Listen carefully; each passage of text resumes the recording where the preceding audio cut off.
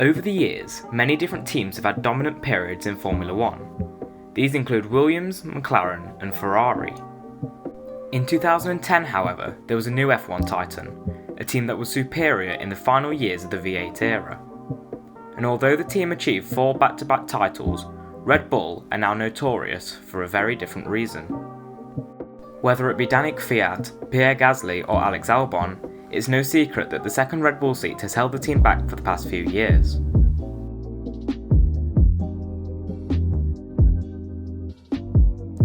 Our story begins in 2013, when part-time number 2 driver and part-time stunt pilot Mark Webber decided to leave Red Bull and ultimately Formula 1 as a whole. The team decided to promote young prodigy Daniel Ricciardo to partner reigning champion Sebastian Vettel. Ricciardo significantly beat Vettel, who struggled to adapt to the new regulations. Vettel decided it was time to move on. He packed his bags and left for Ferrari, leaving Red Bull in a tough situation as they didn't have an experienced driver in their program who could consistently fight at the front. Red Bull decided to give the seat to Daniel Kvyat, who showed some decent pace.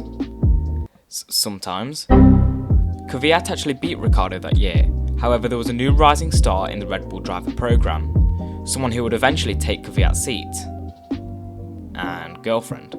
Midway through 2016, Kvyat was dropped from Red Bull Racing and back to Toro Rosso. His replacement, Max Verstappen, had been performing well against teammate Carlos Sainz and had been getting impressive results out of a lower midfield car. Surely changing teams mid-season would prove challenging for Verstappen. Well, you know, he only went and won the race, for some reason. Finally, Red Bull had 2 drivers who could perform well and challenge Mercedes and Ferrari. They even worked well as a team. Most of the time. Throughout the rest of 2016 and the next 2 seasons, the team amassed another 8 wins, which was still nothing compared to their glory days of the early 2010s. While all this was happening, Red Bull themselves were having issues with engine supplier Renault.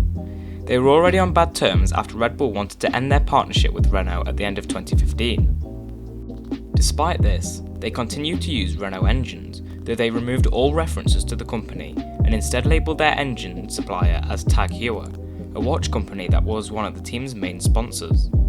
Around the middle of 2018, rumours surfaced that Red Bull would finally end their deal with Renault and instead opt for Honda, who had been showing little form with McLaren, who had gone from a race-winning team to a backmarker in the space of just a few years.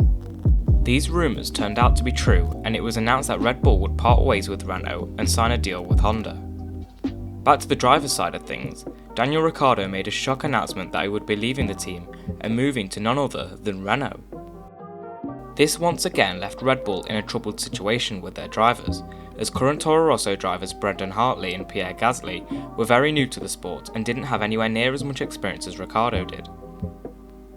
I have a very special guest with me to tell you guys the next part of the story, so take it away, Dylan.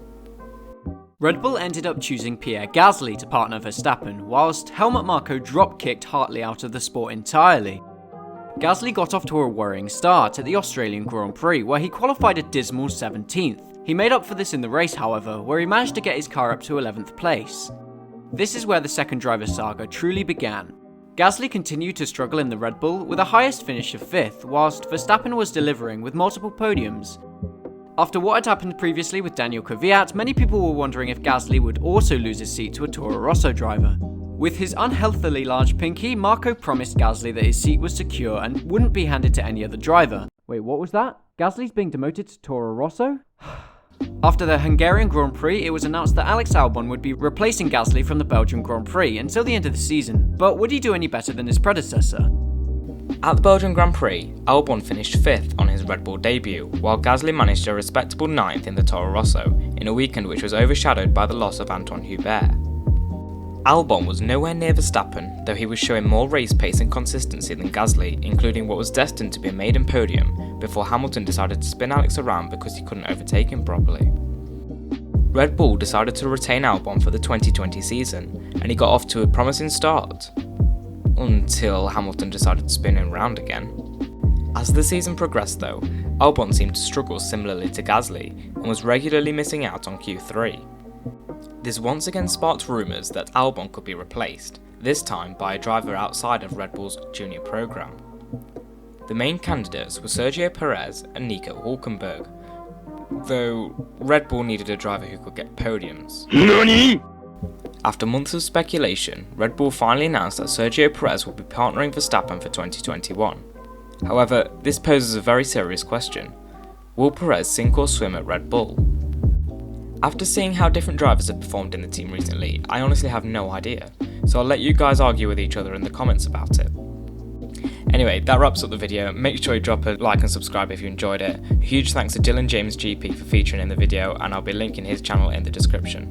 And finally, make sure you join the frenzy by following me on social media and joining our Discord. I hope you have an amazing day, and I'll see you in the next one.